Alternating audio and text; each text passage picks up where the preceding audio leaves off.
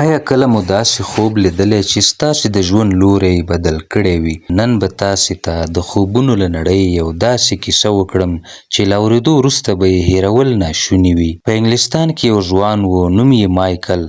څو میاشتې پرله پسې هره شپه به ورته په خوب کې یو ناشنا سړی راتلو. سپینه جامه به یې اغوستې وه، اوږده ږیره او ژورې سترګې یې درلودې.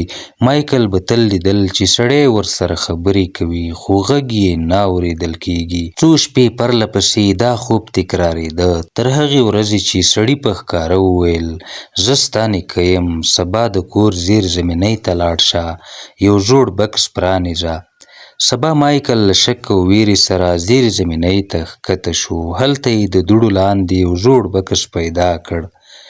کله چې یې خلاص کړ، د کورنۍ زاړه عکسونه، یو زنګېدلی ساعت او د هغه نیکه په لاس لیکل شوی خط پکې و. په خط کې داسې لیکل شوي وو: زما د هغه لمسي لپاره چې کله به زما له یاده ورک شي، زه به د خوب د لارې ورسره اړیکه نیسم. مایکل په ډېره حیرانتیا پوه شو چې په کورنۍ کې هیڅوک د ده د نیکه نوم نه یادوي او حتی د هغه انځور یې هم نه و لیدلی. خو د خوب په نړۍ کې هغه سړی دقیقاً داسې ورته ښکاره شو لکه څنګه چې په خط کې تشریح شوی و. نو تاسې څه فکر کوئ؟ آیا خوبونه رښتیا د مړو سره د خبرو دروازې دي، که یوازې د ذهن یو راز دی؟